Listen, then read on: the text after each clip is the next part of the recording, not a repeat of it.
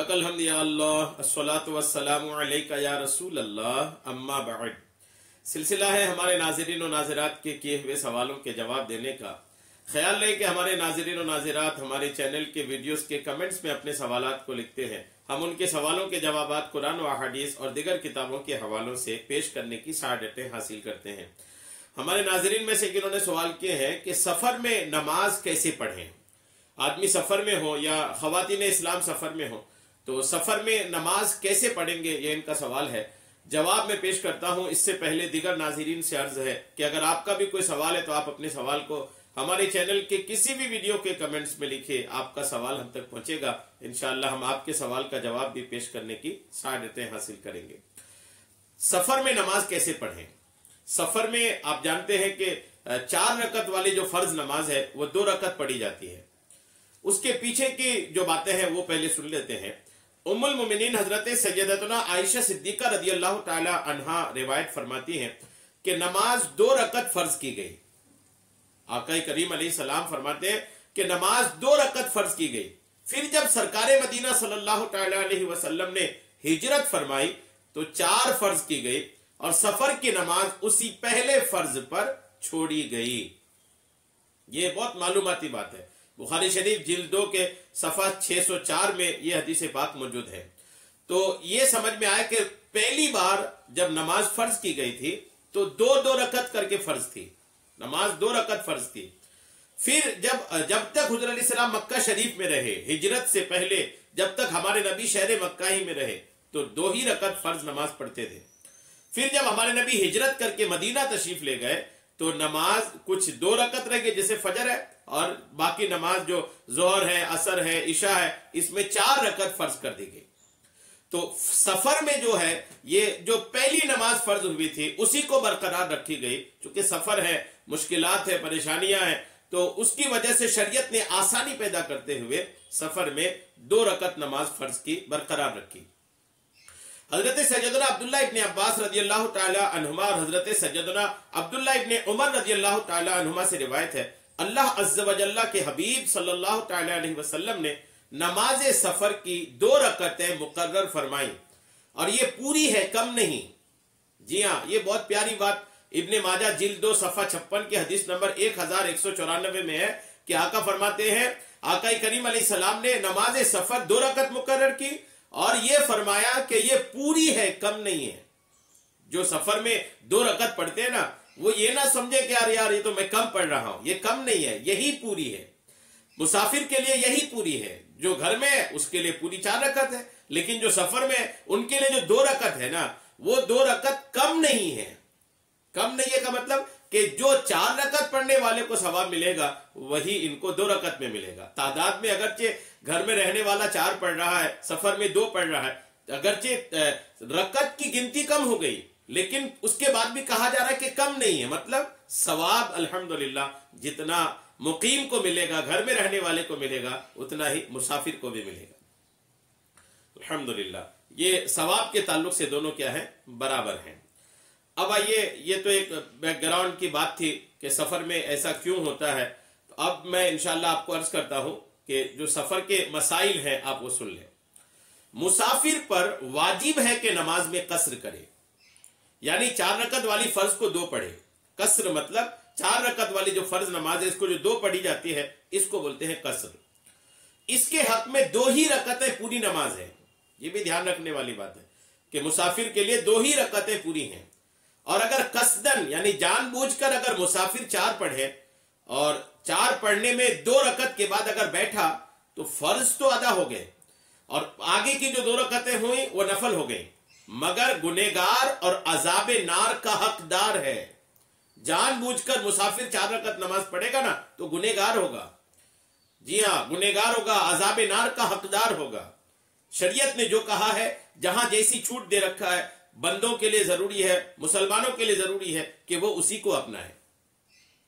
कि वाजिब तर्क किया, क्योंकि कसर वाजिब था, तौबा करे और 2 रकत पर कादा अगर नहीं किया, 4 रकत पढ़ रहा था, 2 रकत के बाद नहीं बैठा तो फर्ज भी अदा ना हुए और वो नमाज नफल हो गई।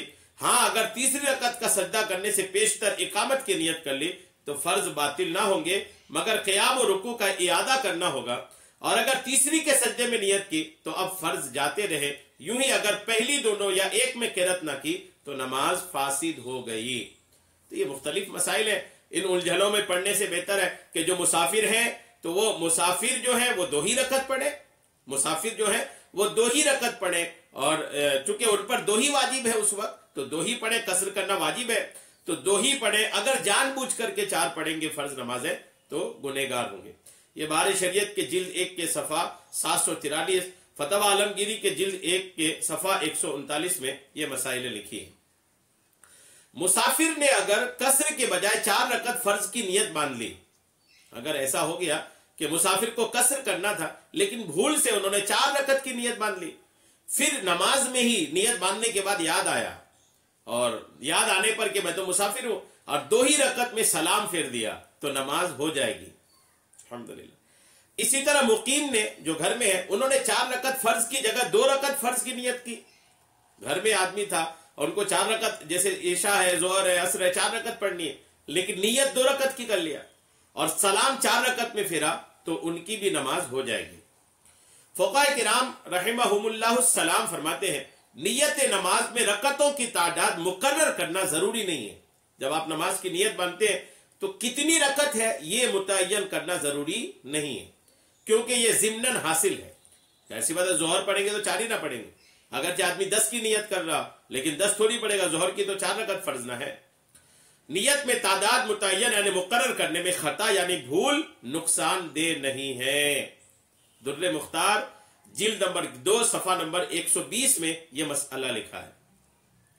اچھا، ایک بڑا مسئلہ یہ ہوتا ہے کہ مسافر امام اور مقیم مقتدی اگر ہو، ابھی اگر ایسا ہوتا ہے کہ مسافر جو ہیں وہ امام ہو جائیں اور مقیم جو ہیں گھر والے علاقے کے جو لوگ ہیں وہ مقتدی ہو جائے تو کیا ایسی نماز درست ہوتی ہے؟ یاد رکھیے گا، اقتدا درست ہونے کے لیے ایک شرط یہ بھی ہے کہ امام کا مقیم یا مسافر ہونا معلوم ہو، خواہ نماز شروع کرتے وقت معلوم ہو یا بعد میں۔ لہٰذا امام اگر مسافر ہو تو اس کو چاہیے کہ شروع کرتے وقت اپنا مسافر ہونا ظاہر کر دے، بتا دے لوگوں کو کہ میں مسافر ہوں، اور شروع میں نہ کہا تو بعد نماز یعنی سلام پھیرنے کے بعد کہہ دے مقیم حضرات اپنی نمازیں پوری کر لیں کیونکہ میں مسافر ہوں، اور شروع میں اعلان کر چکا ہے، جب بھی بعد میں کہہ دے کہ جو لوگ اس وقت موجود نہ تھے انہیں بھی معلوم ہو جائے۔ یا تو یہ طریقہ کار ہے اس کے۔ ویسے ہی اگر مسافر امام ہے اور مقتدی جو ہیں وہ مقیم ہے تو مسافر تو 2 ہی رکعت پڑھیں گے، مسافر 2 رکعت امام مسافر 2 رکعت پڑھ کے جو سلام پھیریں گے نا، اس کے بعد جو مقیم لوگ ہیں گھر کے علاقے کے لوگ ہیں وہ کھڑے ہو کر اپنی بقیہ نماز ادا کریں گے۔ اچھا، یہاں یہ بہت اہم مسئلہ یہ یاد رکھیے گا کہ اگر مسافر جو ہیں یہ کہیں پر سفر میں ہے اور جہاں پر ہے اس علاقے کی مسجد میں اس علاقے کی امام کے پیچھے نماز پڑھ رہے ہیں تو اب وہ پوری 4 رکعت پڑھیں گے کیونکہ اس امام کے پیچھے پڑھ رہے ہیں۔ مسافر پر قصر تبھی ہے جب وہ اکیلے پڑھ رہے ہوں یا سارے مسافر ہی ہیں اور جماعت سے پڑھ رہے ہوں۔ اگر سارے مسافر ہیں، امام بھی مسافر، مقتدی بھی مسافر، یا مسافر ہی امام بن رہا ہے تو بھی تو وہ قصر ہی پڑھے گا، لیکن مسافر اگر تنہا نماز پڑھ رہا ہے تو بھی قصر کرے گا۔ اگر مسافر مقیم امام کے پیچھے یعنی علاقائی امام کے پیچھے اگر مسافر نماز پڑھتا ہے تو پھر اب وہ 2 رکعت نہیں بلکہ وہ اب مکمل 4 رکعت پڑھے گا۔ یہ تو فرضوں کی بات ہوئی، سنتوں میں قصر نہیں ہے، یاد رکھیے گا، جو سنت نمازیں ہیں اس میں قصر نہیں ہے بلکہ پوری پڑھی جائیں گی۔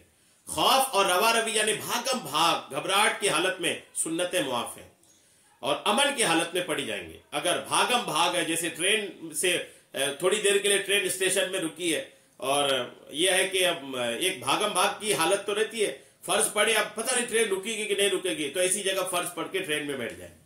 لیکن اگر امن ہے، سکون ہے، سارا کچھ ہے، ٹھیک ٹھاک ہے، آپ اپنی جگہ پہ پہنچ گئے ہیں تو وہاں پر یہ ہے کہ سنتیں جو ہیں وہ بھی پڑھیں، سنتوں میں قصر نہیں ہے، سنتیں پوری پڑھنی پڑیں گی، خاص کر سنت مؤکدہ جو ہیں ان کو تو چھوڑنے کی بالکل اجازت نہیں ہے۔ تو امید ہے مسافر کے نماز کے تعلق سے مسائل آپ کو سمجھ میں آ گئے ہوں گے۔ اگر اس کے بعد بھی کچھ باتیں آپ کو چھوٹی نظر آ رہی ہیں تو آپ کمنٹس میں لکھیے، انشاءاللہ ہم کمنٹس میں آپ کو بھرپور اس کا جواب پیش کرنے کی سعادتیں حاصل کریں گے۔ اللہ تبارک تعالی ہم سب کو سننے سے کہیں زیادہ عمل کی توفیقیں عطا فرمائے، آمین بجاہ النبی الامین صلی اللہ تعالی علیہ وسلم۔